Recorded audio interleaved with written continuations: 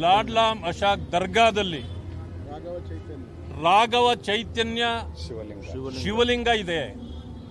ಇದು ಇವತ್ತು ನಡೆದಿರ್ತಕ್ಕಂಥ ಘಟನೆ ಅಲ್ಲ, ಸುಮಾರು 600 ವರ್ಷಗಳಿಂದ ನಡೀತಾ ಇರತಕ್ಕಂಥ ಘಟನೆ.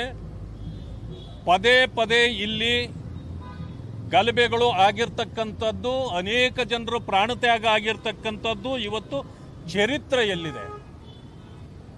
ಇಂಥ ಒಂದು ದೊಡ್ಡ ಘಟನೆ ಯಾರು ಕೆಲವರೆಲ್ಲ ಸೇರಿ ಆ ಶಿವಲಿಂಗದ ಮೇಲೆ ಮಲಮೂತ್ರಗಳನ್ನು ಮಾಡಿದ್ರು, ಅದನ್ನು ವಿರೋಧಿಸಿ ಅಲ್ಲಿ ಸ್ವಚ್ಛಗೊಳಿಸ್ತಕ್ಕಂಥ ಮತ್ತು ಶಿವಲಿಂಗಕ್ಕೆ ಪೂಜೆ ಮಾಡಬೇಕು ಅಂತೇಳಿ ಹೋದ ಹಿಂದೂಗಳ ಮೇಲೆ ಸಾವಿರಾರು ಸಂಖ್ಯೆಯಲ್ಲಿ ತಳವಾರು, ಮಚ್ಚುಗಳು, ಕಲ್ಲುಗಳು ಮೇಲೆ ಅಟ್ಯಾಕ್ ಮಾಡಿ ಪೊಲೀಸ್ ಇಲಾಖೆಯ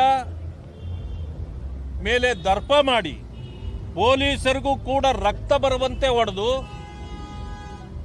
ಜೊತೆಗೆ ಪೊಲೀಸ್ ವಾಹನಗಳನ್ನು ಜಖಂ ಮಾಡಿ, ಡಿಸಿ ಅವರೇ ಬಂದಾಗ ಅವರ ಮೇಲೂ ಅಟ್ಯಾಕ್ ಮಾಡಿ, ಇಷ್ಟೆಲ್ಲ ರಂಪರಾಮಾಯಣ ಮಾಡಿದ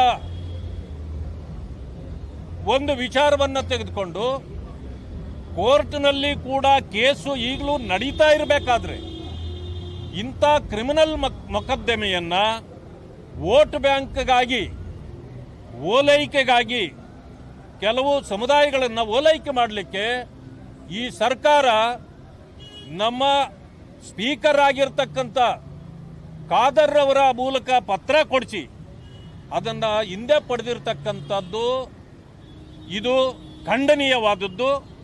ಯಾಕಂದರೆ ಅನೇಕರ ಪ್ರಾಣತ್ಯಾಗ ಆಗಿರ್ತಕ್ಕಂಥ ಪ್ರದೇಶ ಅದು.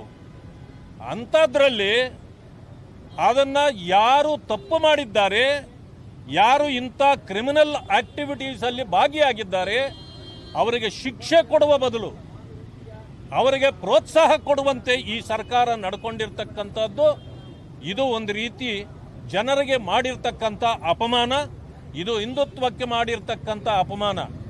ಎಲ್ಲಕ್ಕಿಂತ ಮಿಗಿಲಾಗಿ ಇಲ್ಲಿ ಹಿಂದುತ್ವ ಅಥವಾ ಇಸ್ಲಾಂ ಅನ್ನೋದಕ್ಕಿಂತ ಹೆಚ್ಚಿಗೆ ಜನರು ನೆಮ್ಮದಿಯಿಂದ ಬದುಕಬೇಕು, ಸರ್ವರಿಗೂ ನ್ಯಾಯ ಕೊಡಬೇಕು ಅಂತ ಇತ್ಯರ್ಥಗಳನ್ನು ಮಾಡೋದ್ರ ಬದಲಾಗಿ ವೋಟ್ ಬ್ಯಾಂಕ್ಗಾಗಿ ಕೆಲವರನ್ನು ಓಲೈಕೆ ಮಾಡಲಿಕ್ಕೆ ಈ ರೀತಿ ಕೇಸ್ಗಳನ್ನು ವಾಪಸ್ ತೆಗೆದುಕೊಂಡಿರೋದು ಅಲ್ಲಿ ಮಾತ್ರ ಅಲ್ಲ, ಕರ್ನಾಟಕದಲ್ಲಿ ಅನೇಕ ಕೇಸ್ಗಳನ್ನು ವಾಪಸ್ ತಗೊಂಡಿದ್ದಾರೆ. ಇವತ್ತು ದಲಿತರು ತಮ್ಮ ಹಕ್ಕಿಗಾಗಿ ಹೋರಾಟ ಮಾಡ್ತಾರೆ, ಅವರ ಮೇಲೆ ಕ್ರಿಮಿನಲ್ ಕೇಸುಗಳು. ಕನ್ನಡ ಸಂಘಟನೆಗಳು ಅವರು ಕನ್ನಡದ ಪರವಾಗಿ ಹೋರಾಟ ಮಾಡ್ತಾರೆ, ಆದರೆ ಅವ್ರ ಮೇಲೆ ಕ್ರಿಮಿನಲ್ ಕೇಸುಗಳು.